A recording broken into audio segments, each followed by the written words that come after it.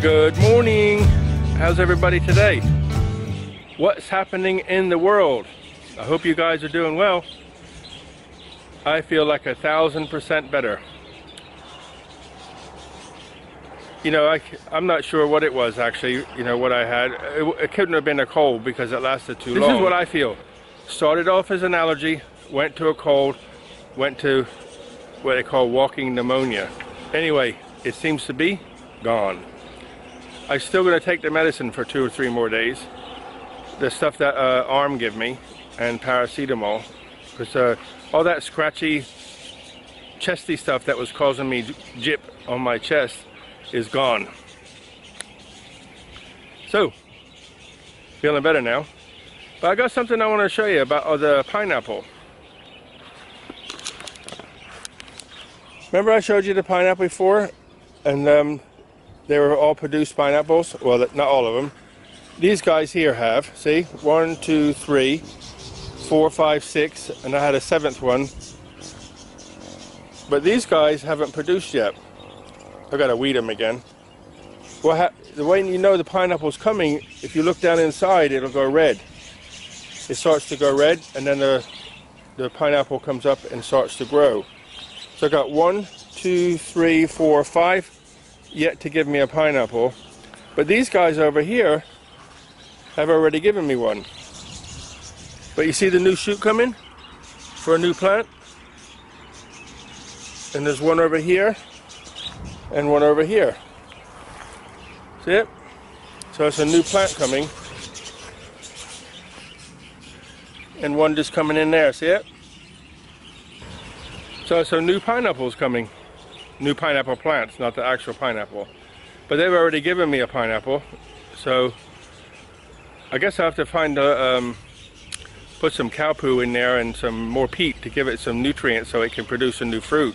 Because I'm sure that it took a lot of nutrients out of that soil in the pot to produce a pineapple. So I have to give it a lot of nutrients to so it can produce another one. So, you know, I've been doing this gardening stuff for years and years and years, and still, it's you know, still totally amazed by how it all works. I mean, trying to understand how it all works is just mind-bending.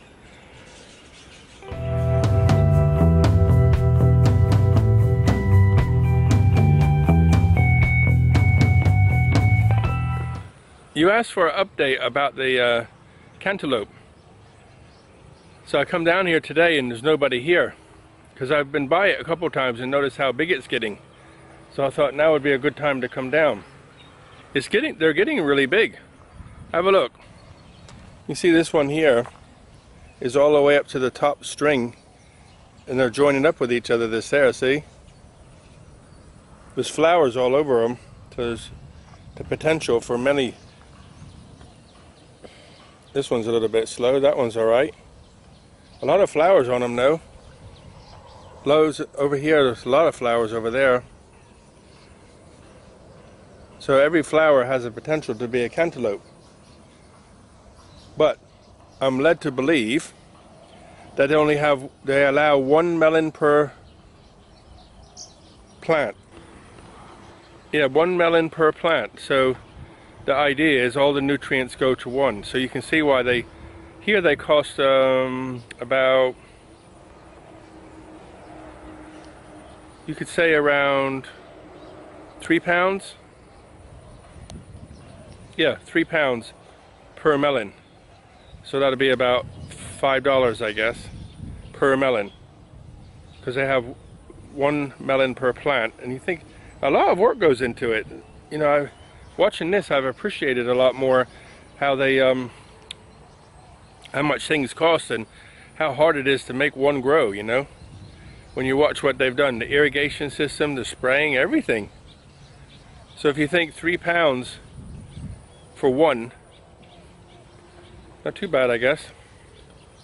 How much does a cantaloupe cost in America or in England? Or Switzerland or anywhere else? Interested to know. You can see the irrigation system just there, see it?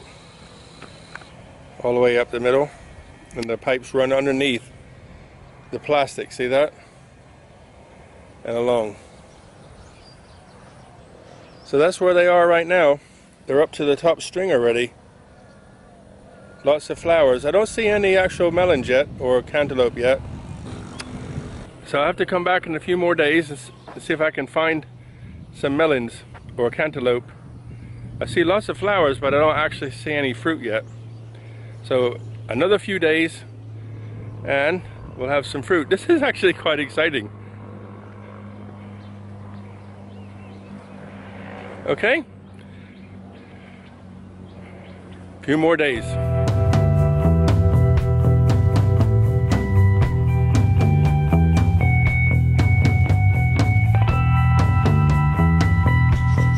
The other thing I've been getting stressed about is my AC in the living room. It's working, but it keeps dripping on the inside and on the outside. So the outside is supposed to drip. You know, it's where the condensation flows away, but for some reason it started doing it on the inside. So I gotta call somebody or try to fix it myself. But I'm not really sure. I can take the cowling off and look inside, but I imagine there's like a tray underneath where the temperatures change, so it can catch the condensation. But I don't really know anything about the insides. If they didn't cost so much, I'd say give me a new one. I won't even play with it. But they're like 400 or 500 pounds for a new one. So I'll get somebody to come have a look at it, or I can try to fix it myself tomorrow. I've been trying to fix it today, but I'm not getting very far. So that's a tomorrow job. Mr. B, after a hard day's work.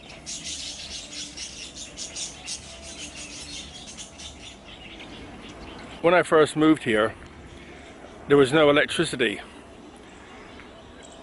Not even electricity to the house. No poles, no nothing. Right? So I had to pay 20,000 baht to have this electric poles like this. The bottom part is concrete and the top piece is metal. And then the connectors to run to the house. So I had to pay 20,000 baht for that, and it came from about 100 meters down there.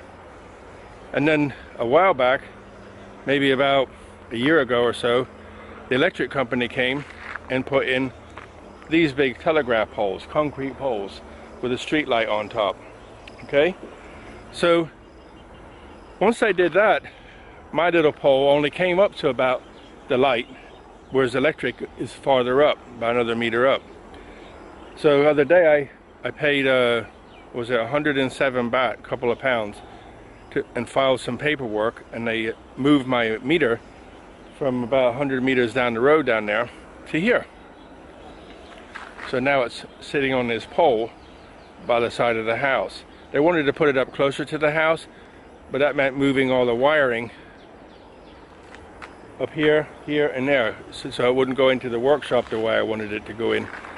So I got them to move it, and they put it here, and now I have electricity and the meter is closer to the house.